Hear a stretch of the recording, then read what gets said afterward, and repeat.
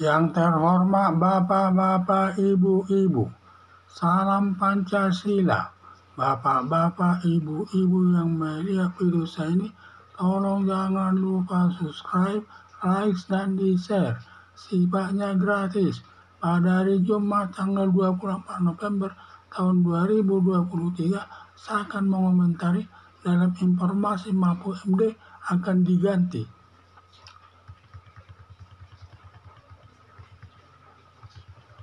Sekarang ini situasi pemilih sudah mulai memanas, ditandai terjadinya sengketa Presiden Joko Widodo dengan Megawati Soekarno Putri yang diawali Gibran Rakabuming selaku wali kota Solo, selaku kader Partai Demokrasi Indonesia Perjuangan yang di luar seizin Megawati masuk jadi kader Partai Golkar, dan langsung Gibran Rakabuming ditunjuk sebagai wakil presiden mendampingi Prabowo Subianto sebagai calon presiden.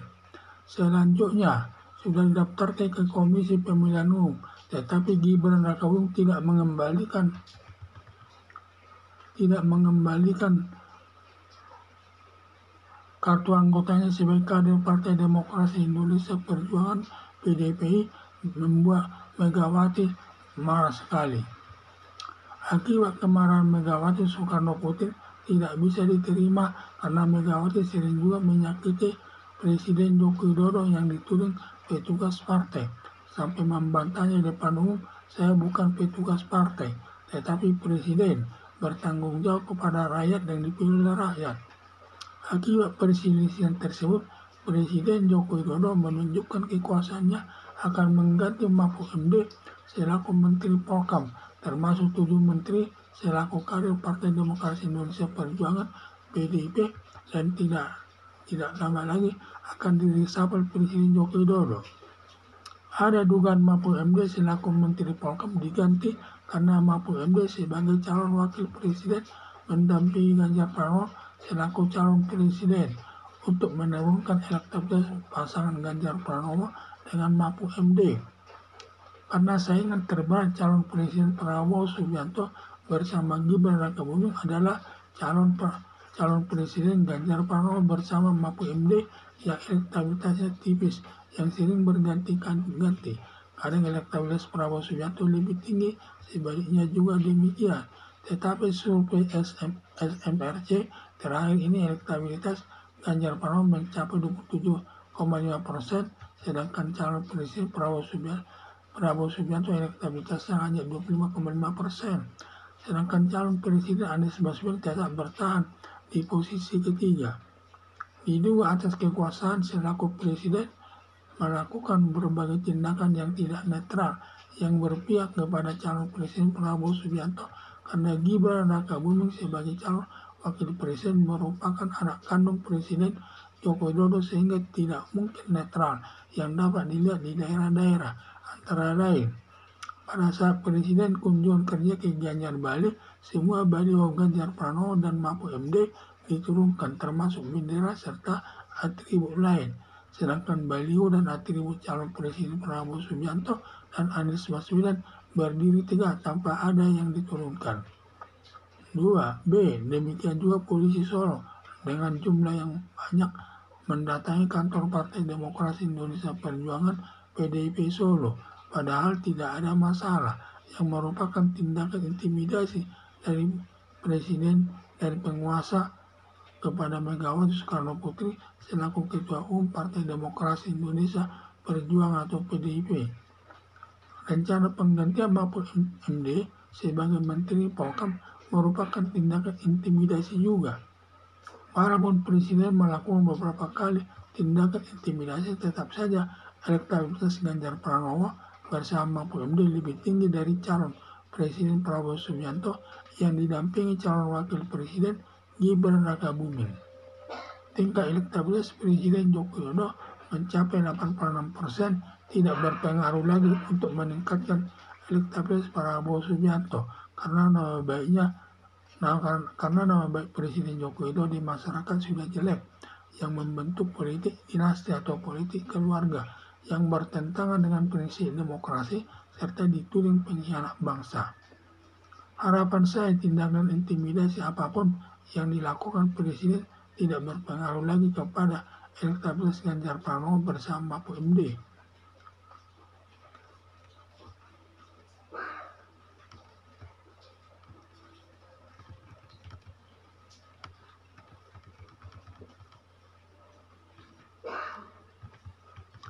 Sekarang ini situasi pemilu sudah mulai memanas, ditandai terjadinya sengketa Presiden Joko Widodo dengan Megawati Soekarno Putri yang diawali Gibran Rakabuming selaku wali kota Solo, kader Partai Demokrasi Indonesia Perjuangan yang di luar seizin Megawati masuk jadi kader Partai Golkar, dan langsung Gibran Rakabuming ditunjuk sebagai calon wakil presiden mendampingi Prabowo Subianto sebagai calon presiden. Selanjutnya sudah didaftarkan ke Komisi Pemilihan Umum, tetapi Gibran Rakabuming tidak mengembalikan kartu anggotanya sebagai kader Partai Demokrasi Indonesia Perjuangan (PDP) sebagai awal kemarahan Megawati.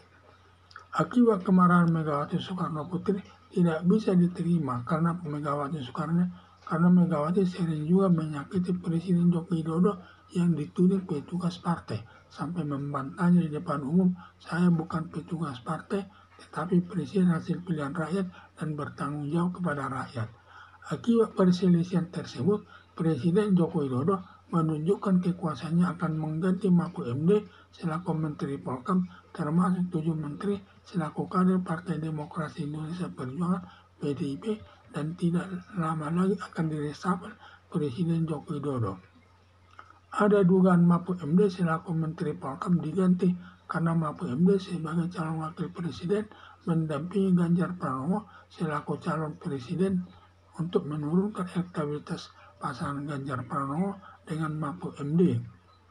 Karena saingan terberat calon presiden Prabowo Subianto bersama Gibran Rakabuming adalah calon presiden Ganjar Pranowo bersama Mahfud MD yang elektabilitasnya tipis yang sering berganti-ganti. Kadang elektabilitas Prabowo Subianto lebih tinggi, sebaliknya juga demikian. Tetapi survei SMRC terakhir ini elektabilitas Ganjar Pranowo mencapai 27,5%, sedangkan calon presiden Prabowo elektabilitasnya hanya 25,5%, sedangkan calon presiden Anies Baswedan tetap bertahan di posisi ketiga. Diduga atas kekuasaan selaku presiden melakukan berbagai tindakan yang tidak netral yang berpihak kepada calon presiden Prabowo Subianto karena Gibran Rakabuming sebagai calon wakil presiden merupakan anak kandung Presiden Joko Widodo, sehingga tidak mungkin netral yang dapat dilihat di daerah-daerah, antara lain. Pada saat Presiden kunjungan kerja ke Gianyar, Bali, semua baliho Ganjar Pranowo dan Mahfud MD diturunkan, termasuk bendera serta atribut lain. Sedangkan baliho dan atribut calon presiden Prabowo Subianto dan Anies Baswedan berdiri tegak tanpa ada yang diturunkan. Demikian juga polisi Solo dengan jumlah yang banyak mendatangi kantor Partai Demokrasi Indonesia Perjuangan (PDIP) Solo, padahal tidak ada masalah, yang merupakan tindakan intimidasi dari presiden atau dari penguasa kepada Megawati Soekarno Putri selaku Ketua Umum Partai Demokrasi Indonesia Perjuangan. Rencana penggantian Mahfud MD sebagai Menteri Polkam merupakan tindakan intimidasi juga. Walaupun Presiden melakukan beberapa kali tindakan intimidasi, tetap saja elektabilitas Ganjar Pranowo bersama Mahfud MD lebih tinggi dari calon Presiden Prabowo Subianto yang didampingi calon Wakil Presiden Gibran Rakabuming. Tingkat elektabilitas Presiden Joko Widodo mencapai 80%, tidak berpengaruh lagi untuk meningkatkan elektabilitas Prabowo Subianto karena nama baiknya Presiden Joko Widodo di masyarakat sudah jelek, yang membentuk politik dinasti atau politik keluarga yang bertentangan dengan prinsip demokrasi serta dituding pengkhianat bangsa. Harapan saya, tindakan intimidasi apapun yang dilakukan Presiden tidak berpengaruh lagi kepada elektabilitas Ganjar Pranowo bersama Mahfud MD. Jadi Presiden Joko Widodo ini sering sekali tidak netral lagi dalam menghadapi pemilu, terlebih terhadap Ganjar Pranowo dan juga Prabowo Subianto, di mana kedua ini bersaing antara tingkatannya hampir sama tingginya dengan elektabilitasnya, sehingga dia sering melakukan tindakan yang tidak baik agar elektabilitas daripada Ganjar Pranowo itu lebih tinggi. Tetapi kenyataannya tetap saja lebih tinggi elektabilitas Ganjar Pranowo.